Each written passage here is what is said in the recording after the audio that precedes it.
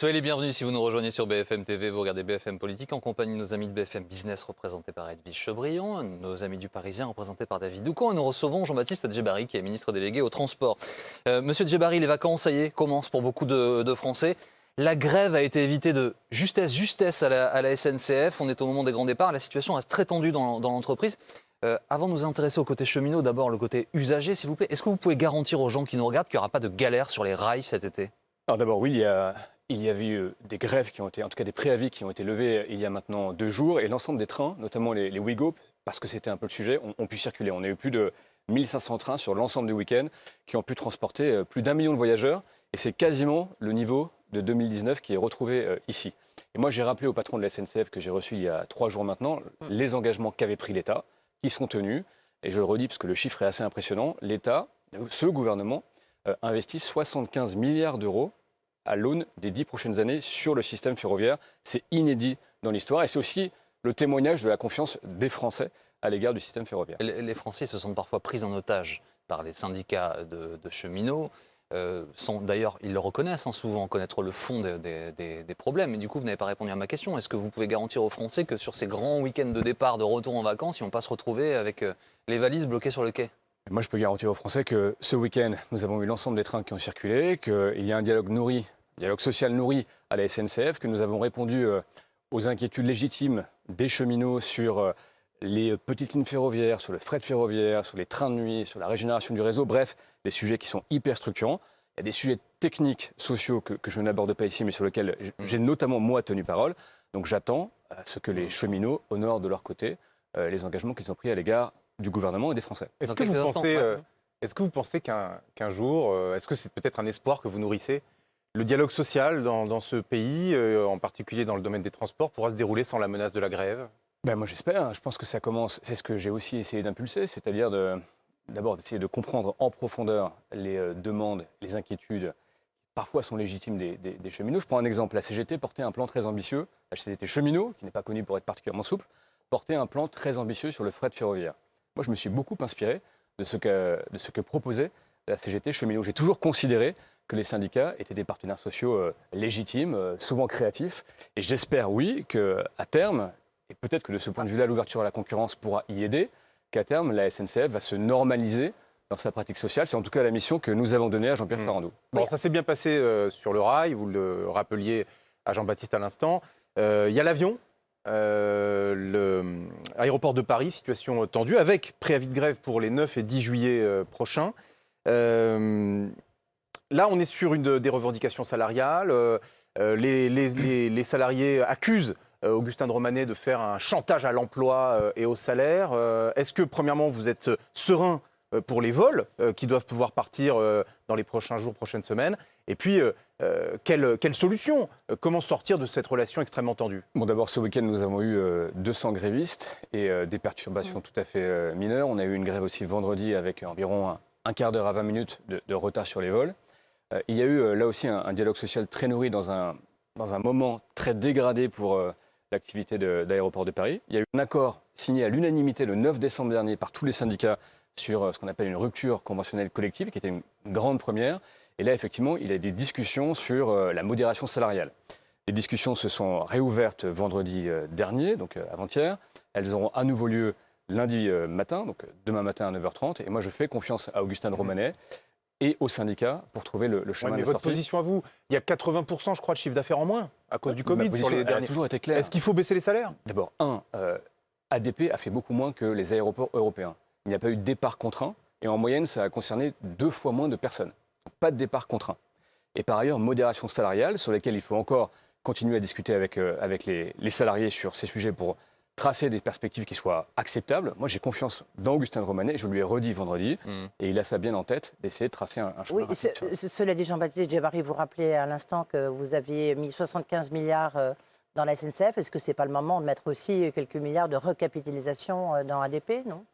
Dans l'aéroport de Paris, parce qu'on s'en souvient, vous deviez le privatiser, vous n'avez pas pu le faire, mais là c'est peut-être le moment de soutenir, parce qu'effectivement faire un plan de restructuration en sortant de Covid, sachant la situation d'ADP, c'est peut-être le moment. Non, mais le soutien, je le redis ici, mais le soutien du secteur aéronautique, il est massif. Rappelez-vous Non, mais Alors, ça, c'est vous encore parlez de récent. l'ensemble. Moi, je Les parle sept- d'ADP, Non, non, mais l'aéroport de justement, Paris. je viens. Oui. 7 milliards pour Air France KLM, l'ensemble des compagnies aériennes, Oui. l'ensemble des exploitants aéroportuaires, On y est d'accord. compris ADP a pu bénéficier du chômage partiel, de toutes les mesures. Oui, non, mais une plusieurs milliards d'euros. recapitalisation d'ADP, pour vous, vous plusieurs milliards l'excluez. d'euros. Vous Et après, excluez. le sujet, c'est la reprise. Là, nous aurons déjà un été qui va être un peu plus normal, en tout cas sans comparaison avec les dettes que nous avons connues en 2020. On aura à peu près, par exemple, pour Air France, 65% du programme de vol, ce qui, pour ADP, permet quand même de retrouver des, Ok, mais donc des vous marges de manœuvre et de excluez une l'oxygène. recapitalisation d'ADP, des aéroports En de l'état, Paris. ADP a les moyens, en l'état de ses finances, d'assumer à la fois la sortie de crise et sa reconquête. Après, l'État reste l'actionnaire de référence, ça a vocation à perdurer, et nous avons,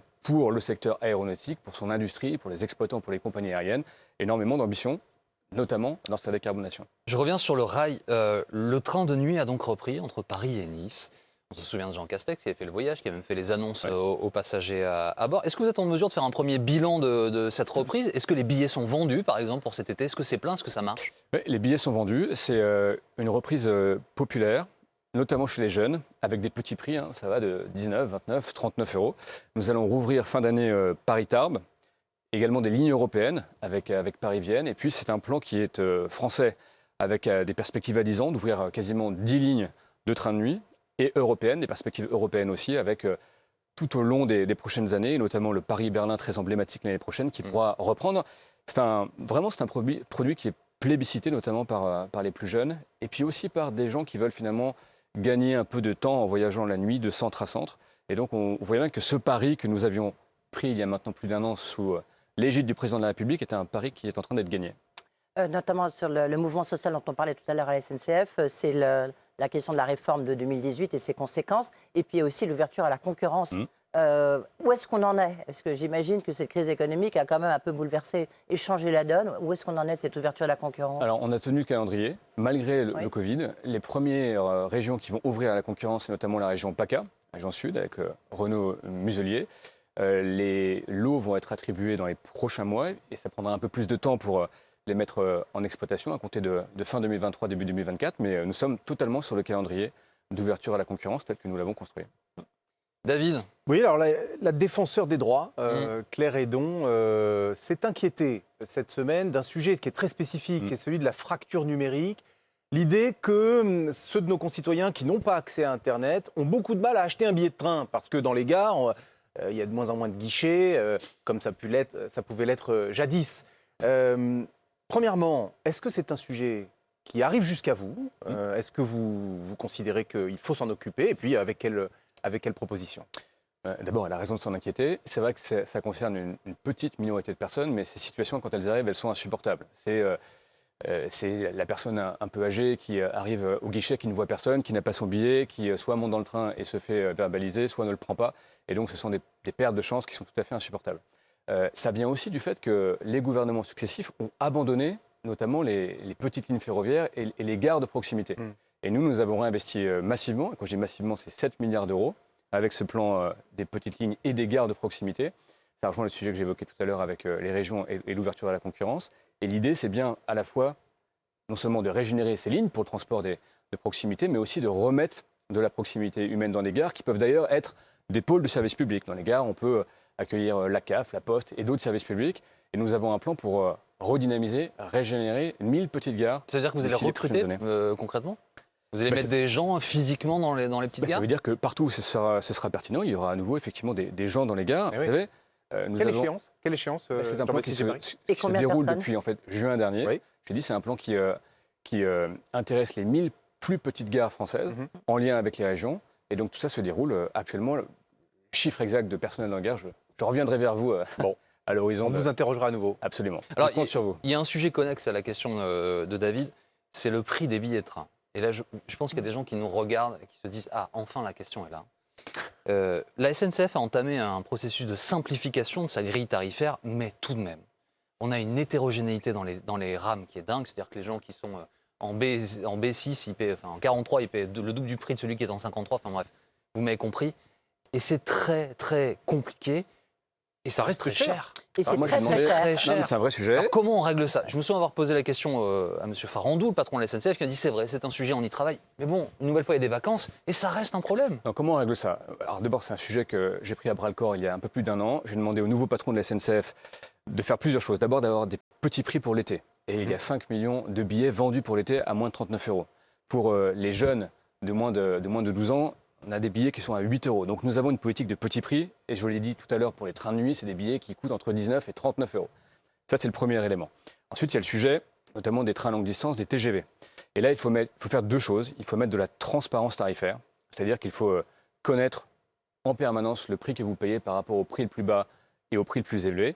Et ensuite, il y a un sujet de refonte de la grille tarifaire. Moi, j'ai demandé à la SNCF, qui avait adopté finalement une grille qui ressemblait à celle de l'aérien, sur le principe de l'offre et de la demande, de remettre de la visibilité, parce qu'il bénéficie aussi de beaucoup de subventions et d'aides publiques, de remettre de la lisibilité, de la transparence et de la simplicité dans la grille tarifaire. Tout à l'heure, vous avez parlé de manque de chance. Est-ce que vous considérez, vous êtes ministre des Transports, que le train est trop cher en France ? Parfois, ça coûte 80 euros aller, prendre un train du nord du pays pour aller au sud du pays. 80 euros pour faire 3 heures de train. Quand on le compare, non. Le train n'est pas plus cher en France. C'est vrai d'ailleurs aussi pour d'autres services publics, c'est vrai pour l'électricité. Enfin, le train n'est pas particulièrement cher en France quand on se compare à la Belgique, à l'Allemagne. Non, pas quand on se compare aux différents pays européens frontaliers qui nous ressemblent en termes de réseau ferroviaire. Mais souvent, et notamment sur le TGV, le train est en concurrence avec l'avion. Et c'est vrai qu'il y a peut-être eu une tendance à non seulement utiliser les mêmes façons de facturer, à rechercher le même type de marge. Ça revient, enfin, pour se dire les choses très concrètement aussi, c'est que pendant longtemps, comme on a sous-investi sur le réseau, la SNCF, finalement, faisait l'essentiel de ses profits sur le TGV. Donc là, comme nous réinvestissons sur le réseau ferroviaire et que nous redonnons de la visibilité, nous sommes enclins, nous sommes fondés à demander à la SNCF de faire des efforts sur les tarifs, notamment les petits prix. Vous comparez avec les autres pays, mais est-ce que la comparaison utile, c'est avec la voiture? C'est-à-dire, pour une famille, dès lors que vous avez des enfants, c'est 3, 4, 5 billets de train à acheter, et on compare avec le prix du plein et le péage, et bien souvent, la voiture revient beaucoup moins cher. Mais raison pour laquelle, je l'ai dit, nous avons demandé pour l'été des billets, 5 millions de billets, c'est pas tout à fait rien. On a quasiment un quart des billets qui sont vendus pour tout le monde, à moins de 39 euros, et singulièrement pour les jeunes, à moins de 8 euros. Donc nous avons voulu une politique tarifaire populaire pour qu'il n'y ait plus ce choix un peu cornélien et en fait un peu aberrant de préférer la voiture quand le train est disponible. Alors, je voudrais que nous abordions maintenant le volet sanitaire qui est lié au transport, évidemment un volet qui est extrêmement important dans la période que nous traversons. Et je vais commencer par vous interroger sur les conditions d'accès, d'arrivée à Roissy. Alors c'est un sujet que vous connaissez, puisque je vais dire la chose aux téléspectateurs, je vous ai moi-même alerté, étant témoin de ce qui se passait à Roissy. On va remontrer des images. On est dans le couloir d'arrivée des avions et il y a plusieurs centaines de personnes qui sont entassées pour deux raisons. La première, c'est qu'elles attendent de faire vérifier leurs tests. La deuxième, c'est qu'elles passent la douane, alors que quasi 100% des gens que l'on voit là arrivent de l'espace Schengen. Et les passerelles que l'on voit sur les côtés continuent de déverser des avions, enfin des passagers d'avions, sur ce couloir qui est bondé. On est en plein été, il y a des gens qui vont revenir en France. Dieu merci pour le tourisme et notre économie, mais comment vous allez gérer ça ? Bon, d'abord, cette situation, c'était effectivement le fait que nous contrôlions à cette époque, mais ça a changé depuis maintenant 15 jours, 3 semaines, nous contrôlions de façon... Il y a encore des queues, même Augustin de Romanet le reconnaît. Oui. Mais nous contrôlions de façon systématique l'intra-Schengen. C'était le fait des mesures, des restrictions qui avaient été prises à l'intérieur de l'espace de l'Union européenne. Donc nous essayons de faire plusieurs choses. D'abord, nous avons mis en place le pass sanitaire. Le pass sanitaire, ça permet de contrôler très rapidement les documents qui sont sanitaires. Or, vous savez, quand vous arriviez, il y avait d'abord un contrôle sur les documents sanitaires, puis un contrôle sur le passeport. Et bien souvent, on contrôlait le passeport et à nouveau les documents sanitaires.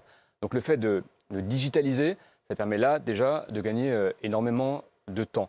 Puis par ailleurs, il y a tout le travail que nous menons avec Gérald Darmanin pour à la fois nous assurer que les contrôles aux frontières, ils sont stricts quand c'est pertinent, mais ils ne sont pas systématiques de manière à préserver la fluidité et donc la sécurité sanitaire à l'arrivée dans les aéroports. Et je le dis, ça marche plutôt mieux maintenant. On a l'enjeu quand même de l'été avec des flux qui vont continuer d'augmenter. Et nous sommes vraiment vigilants sur ce sujet au départ comme aux arrivées. Mais il y a un travail très précis qui est fait chaque semaine. Vous vous engagez à ce que, tout en faisant attention à la fluidité, parce qu'au fond, absence de fluidité égale cluster potentiel aussi, quand on voit les images prises. Mais est-ce que vous vous engagez aussi, et c'est tout l'aspect cornélien de cette crise qu'on traverse depuis plus d'1 an, à faire en sorte que le pays ne soit pas une passoire, une passoire à virus, une passoire à variants. Le pass sanitaire est mis en place, va être mis en place. Est-ce qu'on a la garantie que les choses seront correctement vérifiées lorsque des personnes étrangères entreront sur le territoire ? La réponse c'est oui, et nous le faisons. Vous savez que nous avons catégorisé les pays en 3 couleurs. Les pays verts, sur lesquels il y a peu de restrictions parce que finalement, il y a peu de circulation du virus. C'est la plupart des pays européens. Mais nous avons par exemple regardé très précisément ce que fait le Portugal, qui avait rouvert ses frontières très largement aux touristes anglais. Et les pays orange, pour lesquels il faut des motifs impérieux, et les pays rouges qui finalement connaissent très peu de circulation et beaucoup de restrictions. Nous avons été très clairs depuis le début. Nous avons dit la sécurité sanitaire prime. Et par exemple, nous avons souhaité redonner un peu de flexibilité au vol pour les pays du Maghreb, mais nous avons toujours dit qu'en fonction de la situation prévalente cet été, il pourrait y avoir des restrictions de flux. Et nous pourrions limiter le nombre d'avions, limiter le nombre de bateaux entre la France et le Maghreb pour éviter ces phénomènes de circulation active du virus dans un moment où, dans cette zone en particulier, nous connaissons des résurgences, en tout cas une circulation assez active du virus. Oui, justement, Jean-Baptiste Djebari, vous avez dit que vous ne vouliez pas de passe sanitaire dans les trains. Donc il y a l'émergence de ce variant. Je dis qu'en fait, le système fonctionnait assez bien, mais oui, protocole actuel. Mais est-ce que là, vous pensez que, notamment sur certains trains qui viennent de l'étranger, qui viennent de l'Allemagne, qui viennent voire d'Angleterre, est-ce qu'il faudra peut-être quand même remettre des passes sanitaires dans les trains? À la limite, c'est assez facile, comme on vous dit, c'est digitalisé. Vous montrez votre e-billet, vous montrez votre passe sanitaire. Ça pourrait très bien se faire. En fait, c'est déjà le cas. Moi, je parlais du transport ferroviaire domestique. Mais en vérité, quand vous venez aujourd'hui de Londres et que vous prenez l'Eurostar, vous êtes soumis à des mesures, il y a des contrôles préalables à l'embarquement. Donc ce que j'ai souhaité, c'est que pour la France et pour cet été, il n'y ait pas de passe sanitaire, parce que le protocole sanitaire, il a démontré sa robustesse depuis maintenant plus d'1 an et demi. Mais même avec ce variant, même avec le variant Delta qui arrive, qui est là, est-ce qu'il y a des zones, les Landes, si vous venez des Landes, un train qui vient des Landes par exemple, est-ce qu'il ne faudrait pas un pass sanitaire? Ça renvoie à la politique sanitaire, sur laquelle nous essaierons d'être à la fois ambitieux sur la vaccination et précautionneux quand nous voyons émerger, notamment ça a été le cas des Landes, des pointes de variant Delta. La campagne de vaccination avance assez bien dans la population générale. Il y a les sujets que vous connaissez par ailleurs. Moi, je pense que pour l'instant, en l'état actuel de nos connaissances, nous pouvons avoir un été dans les transports avec le protocole que nous connaissons. Et je le redis, le port du masque est obligatoire. Il est d'ailleurs très bien porté, et ça depuis mai 2020. Je me suis encore assuré avant-hier matin. Et pour l'instant, en le comparant aussi aux protocoles qui sont mis en place partout en Europe et partout dans le monde, dans les transports en commun, dans l'équivalent des TGV, il est, ce protocole français, parfaitement au niveau. Justement, une toute dernière question à ce sujet. Vous vous souvenez évidemment de l'enquête Mediapart qui relatait un rapport de l'inspection du travail demandé par Sudrail sur les conditions de ventilation des rames. En gros, elles n'étaient pas inquiétante, mais elle n'était pas complètement suffisante, cette ventilation dans les rames. On en est où de ça? Est-ce que ça a changé, évolué ou pas du tout? Non, mais d'abord, encore une fois, nous comparons. Nous avons regardé ce qu'ont fait les Britanniques, les Japonais, les Coréens, qui aussi ont notamment des trains longue distance, des TGV.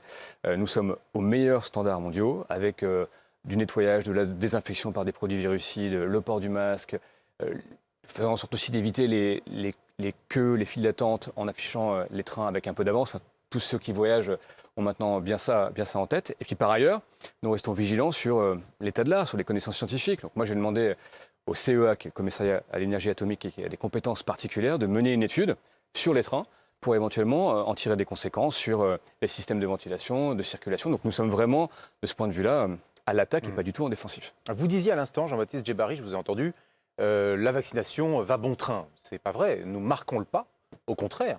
Et on voit bien qu'on est en train d'atteindre un plafond de verre avec cette question. Qu'attend le gouvernement? Qu'attend le gouvernement pour rendre obligatoire la vaccination pour les soignants et les personnels des EHPAD qui, pour certains, refusent de se faire vacciner? Nos concitoyens ne comprennent pas ce D'abord, refus. Vous dites plafond de verre, moi je constate que nous sommes tout à fait dans les tendances européennes sur la l'Europe dynamique qui de marque le vaccination. pas. C'est toute l'Europe qui marque le pas. L'OMS vient de le dire. Donc nous sommes dans la moyenne européenne, on s'est souvent comparé, nous sommes dans la moyenne européenne, il y a de mémoire un peu plus de 33 millions de premières doses qui ont été distribuées, un peu plus de 22 millions de Français qui sont complètement vaccinés, donc nous sommes finalement là où nous avions déterminé d'être il y a encore quelques mois, et je me rappelle qu'à l'époque tout le monde nous disait vous n'y serez jamais. Donc premier élément, nous sommes là où nous voulions être. Vous savez que c'est insuffisant. Deuxième élément, Vous savez que c'est insuffisant. Deuxième élément, le gouvernement ouvre un champ de concertation avec les personnels soignants pour voir s'il faut renforcer le caractère et venir à l'obligation pour les personnels soignants qui sont par nature en contact avec des personnes plus fragiles. Première maladie nosocomiale aujourd'hui, Ouais, la Covid. C'est le cas dans les EHPAD, c'est le cas dans les hôpitaux. Moi, je vais vous le dire de façon très, très directe, moi j'ai toujours été plus favorable à l'incitation qu'à l'obligation. Mais si, pour protéger les Français, il faut en passer par la vaccination obligatoire des soignants, je n'ai pas d'état d'âme du tout sur le sujet. C'est l'intérêt général. Uniquement, oui. Pourquoi attendre? On a l'impression qu'on perd un temps précieux. D'abord parce qu'il faut Pourquoi que le cette mesure, gouvernement elle soit- hésite à ce point? Non, mais je crois que le gouvernement n'hésite pas. Il ouvre un champ de concertation. On parle quand même des semaines à venir. Il y a des textes de loi à prendre. Donc tout ça est quand même un peu incompressible. C'est en cours de préparation. Donc le gouvernement agit avec toute la célérité On va y venir, selon qui est vous. due. Vous vous avez des informations, vous êtes au Conseil des ministres, vous échangez avec le Premier ministre et le Président de la République. Moi, c'est On pas va y tout à fait venir. ma compétence, comme vous l'avez noté, mais je constate qu'Olivier Véran, notamment, y est plutôt favorable. Et lui est un expert du sujet. Donc moi, je me range à ceux qui savent. Et pour le reste de la population, en tout cas des personnes qui sont en contact avec du public, évidemment, ça vous concerne. Je pense aux contrôleurs, aux cheminots, ceux qui se baladent dans les rames, qui voient des clients, des Français tous les jours. Est-ce qu'il faut les vacciner? Est-ce qu'il faut les obliger à être vaccinés? Là aussi, nous avons eu les discussions à chaque fois, à chaque sujet, sur les masques, sur les tests, sur la vaccination. Et pour l'instant, d'abord, nous avons constaté que ces personnels ne sont pas en contact avec des populations particulièrement fragiles. Quand on parle des EHPAD, on parle de personnes qui sont par nature beaucoup plus fragiles sur le plan sanitaire. Et il n'y a pas par ailleurs de demande des personnels, des transports, pour être vaccinés de façon obligatoire. Un bon moyen pour que la vaccination continue de garder un bon rythme, ce qu'on est en train de perdre, c'est de faire un vrai pass sanitaire. Pour l'instant, le pass sanitaire, ça sert simplement à aller dans un concert ou dans un festival, vraiment des très grands rassemblements. Vous voulez aller au restaurant? Pass sanitaire. Vous voulez aller à la piscine, à la salle de sport? Pass sanitaire. Là, il y aurait une incitation très forte pour que ceux qui hésitent encore à se faire vacciner le fassent. Pourquoi ne pas mettre en place un pass sanitaire beaucoup plus strict? Et quelle est votre position à vous là-dessus? Mais moi, je pense que le président de la République s'est exprimé assez clairement sur le sujet il y a quelques mois en disant qu'il ne souhaitait pas que les vaccinations soient obligatoires. D'abord parce que certaines personnes ne peuvent pas être vaccinées. C'est pas obligatoire. Non mais écoutez, si vous conditionnez la majeure partie des activités sociales à la vaccination, vous créez quand même des fractures dans la société. Moi, je pense qu'en la matière, l'incitation à se faire vacciner, le fait par exemple d'être en vacances et de pouvoir avoir assez accès facilement à sa deuxième dose, c'est quelque chose qui est de nature à donner de la confiance, à être très incitatif sur le plan des activités notamment sociales et à chercher à sédimenter cet esprit de responsabilité collective. Moi, je préfère ça, mais Si j'entends on que c'est au débat. Si on constate que l'incitation ne suffit pas, n'allons-nous pas être encore en septembre dans le regret en se disant voilà, on aurait dû peut-être être un peu plus rude et éviter une 4e vague avec des fermetures d'entreprises, des fermetures de restaurants, des fermetures. Mais vous voyez, on est toujours... C'est un débat philosophique, mais en même temps c'est concret, quoi. Et on est quand même toujours aussi en avance d'un débat, si je puis dire. Puisque quand on avait le débat sur la vaccination, on nous disait qu'on n'arriverait jamais à faire les chiffres. Nous avons fait les chiffres. Maintenant que nous avons des chiffres qui sont quand même assez massifs, on nous dit qu'il faut faire beaucoup plus et le rendre obligatoire. Donc moi, je laisse la place au débat. Il y a un débat qui s'ouvre, politique. Les partis politiques vont être interrogés. Il y a un débat sociétal et avec les organisations qui sont concernées par ce sujet, en premier lieu les soignants. Je laisse ce débat court se dérouler. Et j'ai dit, le gouvernement sera tout à fait en capacité, dans les semaines qui viennent, de prendre les mesures qui s'imposent. Je voudrais qu'on parle de l'euro et de tout ce mouvement qu'il y a autour des matchs de l'euro. Juste une petite question. La fracture, elle existe déjà, elle va être de plus en plus forte au sein de la population. On voit bien qu'il y a déjà des gens qui disent attendez, on a été vaccinés, on n'a aucune envie de recommencer à cause de gens qui ne sont pas vaccinés. On sent bien quand même que c'est quelque chose qui est en train d'émerger. Comment faire pour l'éviter juste? Et à un moment, il faudra que le gouvernement, peut-être, dise quelque chose de plus clair. Vous savez, sur les transports, par exemple, pour se déplacer notamment à l'international, il y a une très grande incitation à la vaccination. C'est aujourd'hui, ça fait partie, effectivement, des incitations qui sont fortes. Et puis, par ailleurs, le vaccin, ça vous protège vous, et ça protège vos proches de formes graves du virus. Ça, c'est un enseignement que nous commençons à avoir des Anglais, des Israéliens, qui connaissent évidemment le variant Delta, notamment, qui, vous le savez, est plus contagieux. Et on observe que malgré le pic de contamination, les formes sont moins graves. Et les formes moins graves, ça veut dire moins d'hospitalisation, moins de décès. Donc les vaccins qui sont aujourd'hui en circulation dans l'espace européen, ils protègent l'ensemble de la population. Donc ça, c'est un fait très objectif, même pour les plus égoïstes d'entre nous. Ça vous protège vous et votre famille. Donc vaccinez-vous. Je voulais parler de l'euro. Alors certes, c'est un peu plus simple aujourd'hui parce que la France a perdu. Mais est-ce que vous redoutez... C'est désespérant. C'est désespérant, mais ça c'est un autre sujet. On fera une autre émission peut-être avec Jean-Baptiste. Mais est-ce que vous redoutez pas qu'avec tous ces mouvements de supporters, les Italiens, les Espagnols, est-ce qu'il n'y a pas un risque justement de contamination plus importante? Bon, ça a été fait sous l'égide de Roxana Maracineanu parce que vous savez qu'il y a des transports, notamment de supporters, ministre des Sports, des transports par bus. Et là aussi, il y a eu, je crois, un cadre sanitaire qui a été posé pour nous assurer qu'il n'y ait pas effectivement des réimportations de clusters qui aurait pu se réaliser dans les matchs de foot. Je n'ai pas le détail précis, mais en tout cas, ce sujet a bien été traité, puisque nous l'avons évoqué dans le Conseil de défense précédent. L'OMS Ouais, a il y a- exprimé ses inquiétudes. Oui. hein. Il y a quand L'OMS même, a dit pardon, ça va pas du tout. Attention. Jean-Baptiste Djebari, Saint-Pétersbourg, qui est en proie à une vague de Covid sans précédent, 5e jour consécutif de record de mortalité en Russie, des stades pleins à Budapest, à Bucarest, 800 supporters finlandais qui rentraient chez eux, qui ne sont passés par aucun contrôle sanitaire à l'arrivée alors qu'ils arrivaient de Saint-Pétersbourg. Et pourquoi on vous parle de ça? Parce que tous ces gens, s'ils veulent, cet été, ils prennent l'avion, le train, leur voiture, ils viennent chez nous en France. Oui, ben je l'ai dit, nous avons, et nous le faisons chaque semaine de façon très rigoureuse, nous avons des catégories de pays, nous surveillons évidemment avec attention ce qui se passe en Russie, et nous avons posé, nous n'avons jamais hésité à poser des Oui, enfin, la restrictions. Hongrie, c'est en quel que Europe. La quel que Hongrie, soit- c'est en Europe. Mais bien sûr, Ouais. mais j'ai dit qu'il y avait des pays, y compris dans l'espace européen, sur lesquels nous étions en vigilance. J'ai parlé évidemment de la Hongrie, j'ai parlé du Portugal, et je vous l'ai dit, nous avons un discours qui est de ce point de vue-là unifié avec l'Allemagne, pour, y compris en intra-européen, prendre les mesures qui s'imposent sur le plan de la sécurité Alors, sanitaire. autre sujet sur lequel nous souhaitions vous interroger ce midi, vous avez vu ce drame dans le Val d'Oise, aux abords de la gare d'Hermont-Aubonne. Absolument. 2 agents de la sûreté de la SNCF, qu'on appelle la SUGE en fait, par son acronyme, ont abattu un homme qui était menaçant, qui portait un couteau. On voit les images derrière moi. Surtout, cet homme, vous le voyez, très agité, se trouvait juste à côté d'un groupe de centres aérés. Il a donc été tué par ces agents de la SUGE qui ont été mis en examen pour meurtre. C'est la qualification qui a été Pour retenue homicide d'ailleurs. involontaire, je crois. Pour meurtre. Pour meurtre. Et la relation, et justement, cette mise en examen est supérieure à la réquisition du parquet qui était pour homicide involontaire. Quels sont les éléments que vous détenez de l'enquête et qu'est-ce qui va se passer? Bon, d'abord, vous l'avez dit, c'était un individu dont on a su a posteriori qu'il avait un casier très, très fourni, qui s'est montré menaçant à l'égard d'abord de passagers et ensuite du groupe d'enfants à plusieurs reprises, et qui s'est montré très menaçant, il paraît, y compris d'ailleurs verbalement, ce qui n'est pas présent ou relaté dans ces images. Moi, je soutiens ces agents dont l'intention a été de protéger des passagers et notamment un groupe d'enfants, qui sont des agents expérimentés. L'un venait de la gendarmerie, l'autre de l'armée de terre, je crois. Et après, il y a effectivement des faits qui sont judiciarisés dans le contexte que vous avez rappelé. Et moi, je ne préjuge pas de ce que les juges diront du caractère proportionné ou non de la force. Mais je veux soutenir ces agents qui font un travail redoutablement difficile et qui ont voulu, dans leur intention, protéger des passagers et des enfants. Mais est-ce qu'il ne faut pas quand même peut-être réfléchir à retirer le droit de port d'armes pour, justement pour les sûrs? Non. Non?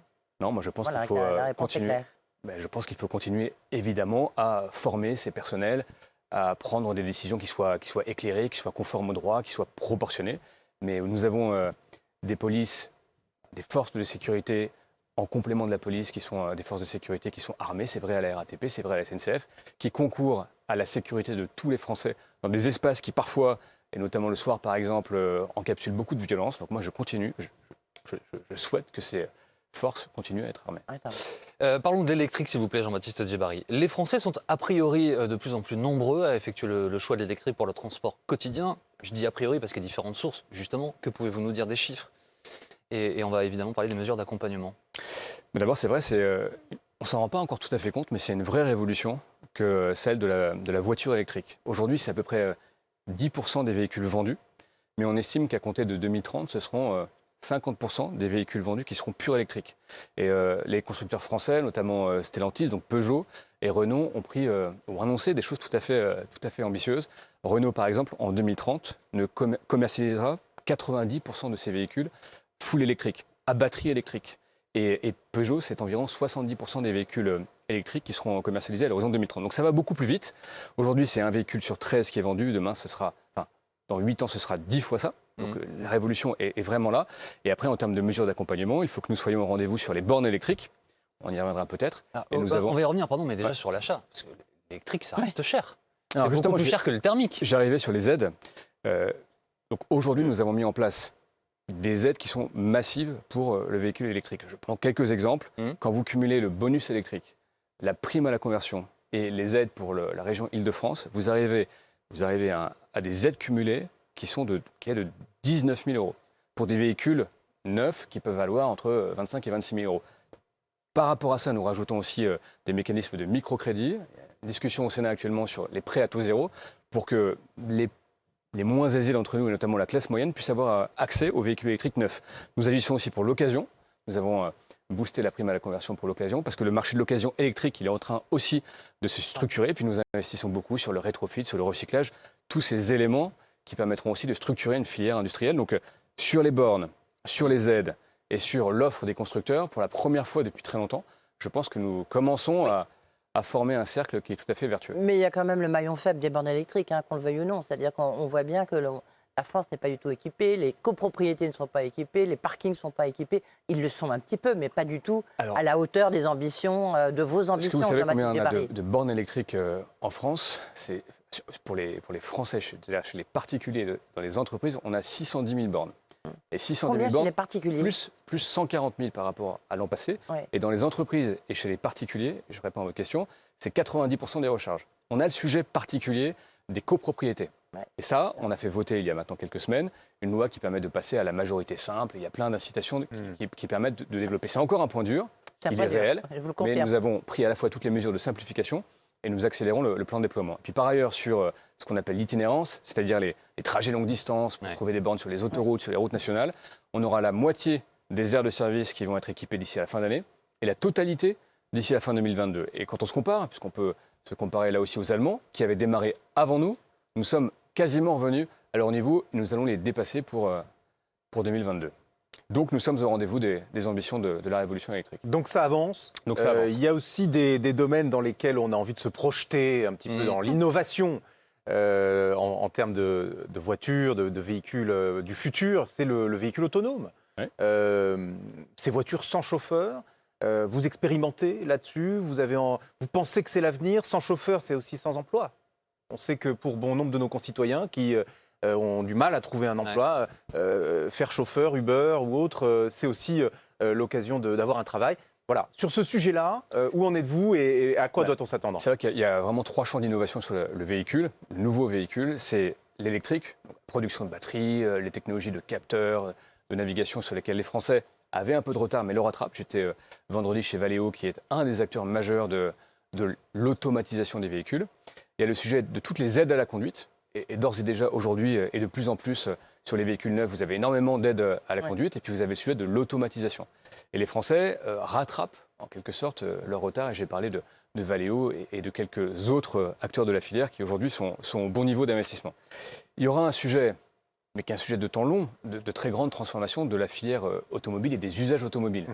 Et on voit bien que c'est aussi un peu le sens de l'histoire d'avoir de plus en plus d'automatisation des véhicules. Ça permettra aussi de gagner en congestion, d'avoir moins de pollution de l'air, de consacrer son temps de déplacement à autre chose qu'à la conduite. Parce que finalement, on est encore sur un modèle du début du XXe siècle où un véhicule, c'est 4 roues, c'est un conducteur actif et c'est un temps qui est dédié à la conduite. On peut penser qu'effectivement, d'ici 20, 30, 40 ans, on aura de plus en plus ce temps de transport qui sera dédié à d'autres choses, du divertissement ou de la productivité. Au plaisir de conduire. Nous allons Et ça restera. sortir des transports. Vous aviez la parole, mon cher David. Oui, Gardez-la, mais je la s'il vous garde. plaît. Bah, je la garde La parce réforme que des retraites. tout le monde est dans l'attente. Bon, c'est un classique du quinquennat. C'est en attendant Godot. On attend qu'Emmanuel Macron prenne la parole et nous dise si oui ou non il va y avoir une réforme des retraites dès cette année, à l'automne. Premièrement, avez-vous des informations? Savez-vous de quel côté va tomber la pièce? Alors, premièrement, il faut une réforme des retraites. Il faut une réforme des retraites parce que le système laquelle actuel, c'est un système qui est déséquilibré sur le plan démographique. Pour dire simplement, on a de moins en moins d'actifs pour de plus en plus de retraités. C'est le premier sujet. Et deuxièmement, vous le savez, le système actuel, il est assez injuste à l'égard des femmes, à l'égard des carrières heurtées. Et la façon dont les Français travaillent aujourd'hui, qui était quand même assis sur le fait d'être dans une même entreprise très longtemps, et c'est totalement et considérablement transformé. Donc il faut une réforme des retraites. Après, le sujet, c'est quand et comment. Vous savez que... Et laquelle? Et laquelle, mais quand et comment, c'est encapsulé dans le comment, en quelque sorte. Le président de la République recevra les syndicats la semaine prochaine, je crois, Oui. je suis même sûr. Il aura, à cette occasion-là, l'occasion, j'imagine, de tracer ce qu'il a décidé comme perspective politique sur ce sujet. Mais je Vous êtes ministre des Transports, par exemple. On sait que dans les transports, la question des retraites, c'est un sujet. Hein. Bon, pas tout à fait échappé. ça vous a pas échappé. Donc vous êtes favorable à une réforme, là, dès l'automne, ou pas? Et moi, je dis, je suis favorable à une réforme des retraites d'une manière générale. Je suis favorable encore plus qu'à la réforme. Mais je vais essayer de répondre à votre question. La question, c'est sur le timing. Ouais. C'est pas sur l'opportunité ou Ouais, pas de la quand même, faire. le sujet, c'est quand savoir- est-ce qu'on l'a fait? Le sujet, je vais vous le dire franchement, hein, qu'on le fasse entre maintenant et juillet 2022, Oui. le sujet, c'est de la faire, cette réforme des retraites. Parce Ça, que ça engage quand même des générations sur... Donc, c'est-à-dire Oui. début du quinquennat prochain, quoi. Mais moi, ce qu'il faut, c'est la faire.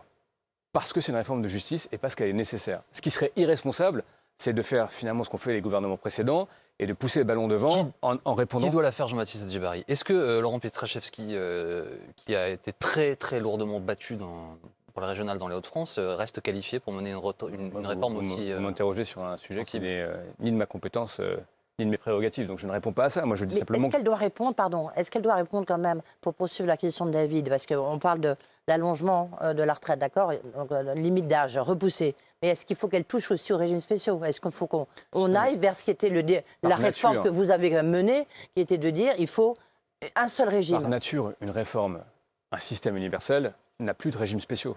En revanche, vous pouvez tout à Oui, mais fait est-ce avoir qu'on y des va vers dispositifs qui cette prennent en réforme compte la pénibilité, qui prennent en compte les spécificités à certains emplois. On a tous les exemples en tête. Donc, moi, je pense que si on essaie de se prendre un peu de recul et de distance, il faut que dans les prochaines années, on ait un système qui soit mis en œuvre. Parce que sinon, et c'est un des plus beaux, enfin, je trouve, hein, c'est un des plus beaux, c'est un des fondements de la solidarité dans nos démocraties que le système de la réforme, le Du système de régime retraite. universel. Le régime universel de retraite. Et donc, je pense qu'il faut y aller. Honnêtement, que ce soit entre l'automne prochain et l'année prochaine, tout ça mettra forcément du temps. Ce qui compte, c'est que ce soit fait. Bon, mais en un mot, on sera fixé la semaine prochaine. Il va nous dire, le président de la République. Vous Interroger savez le ou président de la pas? République, je crois qu'il s'exprimera en plus dans quelques temps. Donc, Bon, parfait. certainement l'occasion d'avoir sa réponse. Je reviens sur un événement de la semaine dernière. On a eu donc les gendarmes au ministère de la Justice, perquisitionnant les bureaux du ministre de la Justice, du garde des Sceaux, à la recherche d'éventuelles preuves. Je rappelle qu'Éric Dupond-Moretti est sous le coup d'une enquête pour prise illégale d'intérêt qui est menée par la Cour de justice de la République. Seule habilité à juger un ministre pour des faits éventuellement commis dans le moment de sa fonction. Il y a quelque chose que peut-être vous allez pouvoir nous éclaircir. Quelle est la différence entre François Bayrou, ministre de la Justice, en 2017, une enquête préliminaire est ouverte sur des emplois fictifs du MoDem, il démissionne tout de suite. Pour ne pas mettre en difficulté le gouvernement, il portait une loi sur la moralisation de la vie publique. Quelle est la différence entre François Bayrou, qui en 2017, sous le coup d'une enquête, démissionne, et Éric Dupond-Moretti, sous le coup d'une enquête lui aussi, je rappelle, prise illégale d'intérêt, en 2021, et qui ne démissionne pas? Quelle est la différence? D'abord, moi, je veux dire à Éric Dupond-Moretti, mon amitié et mon estime. Deuxièmement, Oui. ces faits sont judiciarisés. Oui. Donc, la justice dira sa vérité. Oui. Sur le fond du sujet, moi, ce que j'observe, c'est qu'il y a une telle exposition des personnalités politiques aujourd'hui, Oui. et une telle judiciarisation de la vie politique, y compris parfois instrumentalisation par des adversaires politiques de la justice, qu'à un moment, ce sujet-là posera problème. Et je le dis... Je vous ai posé une question Non, très mais précise. moi, je vous réponds d'une Quelle est manière la générale. différence? Pourquoi est-ce que François Bayrou a jugé utile de démissionner en 2017? Et pourquoi est-ce que Éric Dupond-Moretti, dans une situation très Vous comparable, interrogerez... ne démissionne pas? Éric Dupond-Moretti s'est dit très serein par rapport à ce qui lui est reproché. Bon, François Bayrou avait fait son choix à l'époque. Elle a assumé ce choix. Vous interrogerez Éric Dupond-Moretti sur les raisons de son action et les paroles qu'il a déjà d'ailleurs pu proférer. En tout cas, il s'est exprimé très clairement sur ce sujet et sur ce qu'il en pense. Il s'est dit très serein. Donc moi, je m'en tiens à ça. Moi, je note quand même le sujet de fond que j'ai posé tout à l'heure. Et je ne voudrais pas que la vie politique, qu'il y ait des freins à s'engager dans la vie politique, parce qu'aujourd'hui, être responsable politique, c'est devenu extraordinairement exigeant, pour le dire d'une litote.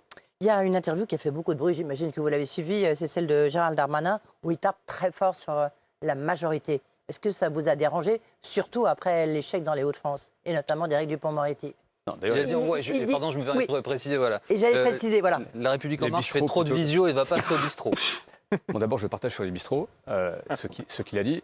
Alors que Plus- Xavier Bertrand a fait des milliers de kilomètres, hein. Il a sillonné toute la région pour Non, faire mais sa au fond, campagne. moi, je ne suis pas tout à fait en désaccord sur ce qu'a dit Gérald Darmanin. Moi, un parti politique, ça sert à quoi? Ça sert d'abord à produire des idées, et si possible, à gagner sur le plan des idées.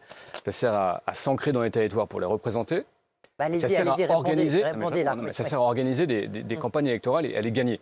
Force est de constater que sur ces trois éléments, et je m'inclus totalement dedans pour être un ancien député de la majorité et aujourd'hui au gouvernement, nous n'avons pas tout à fait rempli la mission à la hauteur de ce que nous espérions. Et oui, je pense que, je vais prendre l'image d'une équipe de rugby, si vous voulez, la politique c'est dur, il faut savoir débattre, savoir combattre, et puis s'engager collectivement très fortement, et peut-être le faire encore plus que ce que nous l'avons fait jusqu'à présent. Donc moi, je ne l'ai pas vécu comme un outrage qu'a dit Gérald Darmanin, je l'ai vécu comme le témoignage de quelqu'un d'expérimenté, qui a d'ailleurs été brillamment réélu à plusieurs reprises au cours du quinquennat, et de sa volonté aussi de dynamiser un mouvement qui a connu des grands succès au départ, l'élection du président, les européennes, et qui aujourd'hui est effectivement un petit peu dans le ventre mou de son action. Une alerte. Jean-Baptiste Djebbari, je voudrais revenir sur une information qui est un peu passée inaperçue et qui pourtant est très très importante. Le Conseil d'État a mis le gouvernement en demeure de respecter ses engagements sur la réduction des gaz à effet de serre. En fait, il donne au gouvernement 3 mois pour démontrer que la trajectoire de réduction à 2030 pourra être respectée. Pourquoi c'est pas terrible? Parce qu'en fait, nous sommes le pays des accords de Paris. Nous avons critiqué Donald Trump qui était sorti de ces accords. Nous avons salué Joe Biden qui y revenait. Et notre propre Conseil d'État nous met en demeure. Oui, mais le Conseil d'État, ce que vous ne dites pas, c'est qu'il dit aussi que d'autres mesures ne sont pas prises en compte, notamment celles qui sont actuellement débattues dans le projet de loi climat et qui sont totalement dimensionnantes. Oui, mais pour la notre action trajectoire n'est climatique. pas bonne pour l'instant. Non, mais on a parlé tout à l'heure un peu de l'électrique. Hein. Les transports, c'est 30% des émissions. Les véhicules individuels, c'est 50% des émissions de transport. J'ai décrit tout à l'heure la révolution électrique dans laquelle nous nous situons. Un véhicule électrique, c'est 4 fois moins polluant qu'un véhicule thermique. Enfin, Donc il y a une très très grande... et la singulièrement question de la batterie électrique, on va pas et faire singulièrement parce qu'on a aussi de l'énergie décarbonée, notamment nucléaire. Nous sommes dans ce très grand mouvement d'accélération. En 2019, on a baissé les émissions de 2%. Et je le disais, hein, on a aujourd'hui 10% de véhicules électriques vendus. On est en train d'investir assez massivement sur l'hydrogène. Nous sommes dans cette révolution énergétique dans le secteur des transports et dans d'autres secteurs. Et moi, je suis convaincu, et en tout cas c'est pour ça que je me battrai, que nous serons au rendez-vous des résultats et que la meilleure démonstration à l'ensemble de ceux qui peuvent questionner ou critiquer l'action du gouvernement, c'est les faits que nous allons pouvoir leur opposer dans les prochaines années, dans les prochains mois. Questionner, critiquer l'action du gouvernement en matière écologique, vous faites partie de ceux que ça agace le plus. Hein, on le voit bien. D'ailleurs, vous avez récemment décoré les dirigeants de l'aérodrome, des Je aérodromes. ne les ai pas décorés. Vous ne l'avez pas fait finalement? Alors, Vous avez demandé une décoration. je rappelle l'histoire, c'était la maire de Poitiers qui avait eu ces fameux propos étonnants sur la fin du rêve et que l'aviation devait être mise à bas. Je précise ne pour les devait plus- spectateurs qui ne sauraient pas que vous êtes vous-même pilote. Absolument. Alors, elle avait Et dit j'aime l'aviation comme les transports d'ailleurs du rêve. l'avion Et doit donc- plus faire partie des rêves et d'enfants. donc, Il faut changer certes, nos modes de vie. voilà. Quoi, Ce qui étaient des propos politiquement tout à fait condamnables et on avait eu l'occasion de s'en expliquer. Vous l'aviez condamné à l'époque. Absolument. On m'avait demandé, certains avaient demandé que les présidents des aéroclubs de Poitiers soient décorés. Non pas de la Légion d'honneur comme ça avait été dit à une époque, mais de la médaille aéronautique. Ouais. J'avais simplement dit que leur dossier serait examiné comme tout le monde, mais je vous confirme qu'à l'heure où je vous parle, je n'ai pas décoré les présidents des aéroclubs de Poitiers, même si... Mais ils vont- Mais vous allez le faire. Ils vont l'être, ils vont Ouais. finir par l'être. Je ne sais même pas Vous où en faites- est la procédure, Ah oui, donc je vous- vais m'enseigner, finalement, mais vous voyez, c'est pas tout à fait dans le haut de mon agenda. Vous êtes Non, moi, ce qui- moins allant là-dessus. Non, Enfin, non. vous vouliez en faire un outil politique, Jean-Baptiste Non, moi, Djebbari, vous savez, je n'ai pas pour démontrer que Léonore Monconduit serait une décroissante, une amiche, pour reprendre les mots du président de la République. Mais moi, Est-ce je que n'ai vous pas- n'allez pas un peu trop loin dans une forme de volonté de caricaturer ses adversaires que sont les écologistes? Non, parce qu'il y a des vrais... Enfin, d'abord, je n'ai pas instrumentalisé cela. J'ai toujours été très clair sur ce que je pensais de l'écologie politique, et on le voit encore maintenant. Les régionales passées, vous avez essentiellement des partis d'apparatchis qui se mettent en position de conquérir le pouvoir et qui feraient mieux d'être obsédés par la France que obsédés par leur parti. Mais moi, on a des dissensions qui sont très fortes entre l'écologie concrète et pragmatique que nous incarnons et une partie de l'écologie décroissante, virulente, qui veut, si on le fait de façon très schématique, vivre moins pour vivre mieux. Nous voulons... C'est très schématique. Hein, Ouais, non, mais je le dis parce que... Non, mais il y a des vrais débats philosophiques. Par exemple, nous pensons que la civilisation technologique et industrielle peut surmonter les défis environnementaux et sanitaires. Ça a été prouvé avec le vaccin. Eux, souvent, sont anti-technologiques. Pas sceptiques, anti-technologiques. Donc, vous voyez, ce sont des orientations qui sont absolument fondamentales. Et moi, je veux juste qu'il n'y ait pas d'atermoiement. Parce que entre M. Jadot et M. Piolle, en définitive, quand vous fouillez un peu, ils ne défendent pas du tout les mêmes modèles de société. Moi, je ne veux pas qu'on ait vous voyez, qu'on soit le parangon de la vertu écologique et que derrière, ça renferme ou ça, comment dirais-je, intègre des projets qui sont fondamentalement liberticides. Par contre, votre cabinet avait bien envisagé la Légion d'honneur pour les, Le cabinet avait pour les répondu, membres, pour les avait dirigeants répondu, c'était des aéroclubs. Dans ce débat écologique, transition écologique, vous avez pris clairement position pour le nucléaire, un peu comme Bruno Le Maire.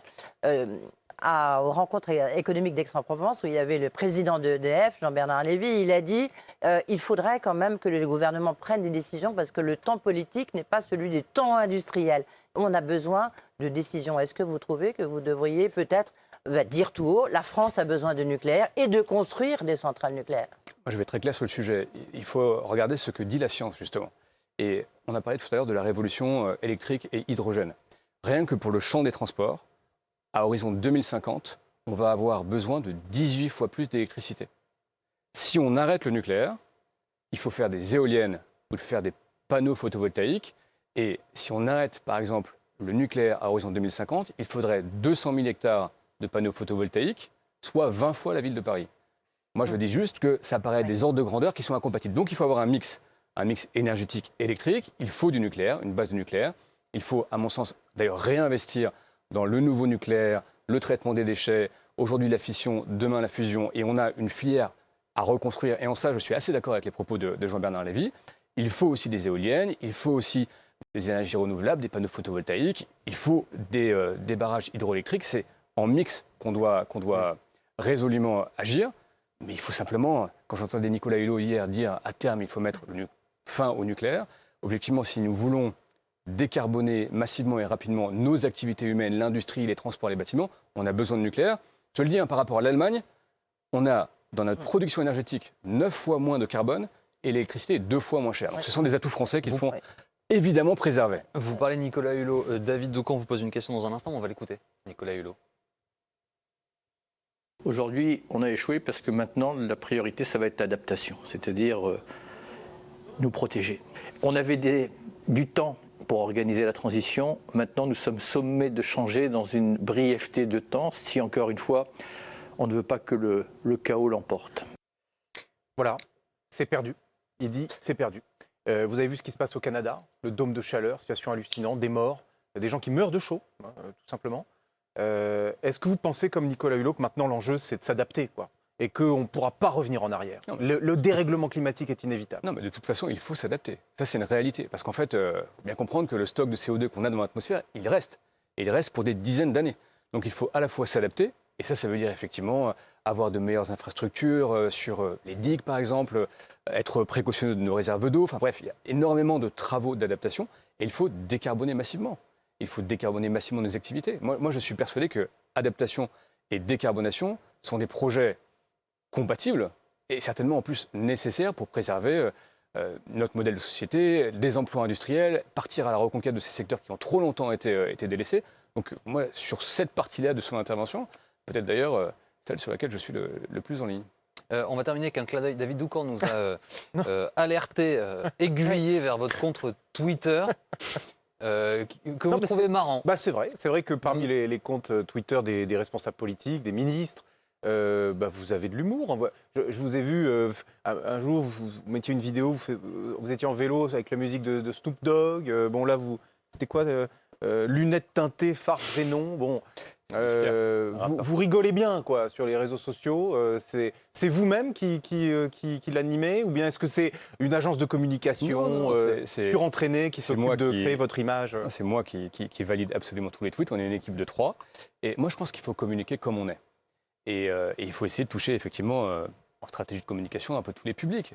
C'est pour ça que j'ai voulu par exemple aller chez Cyril Hanouna à plusieurs reprises pour toucher un public plus jeune, plus populaire.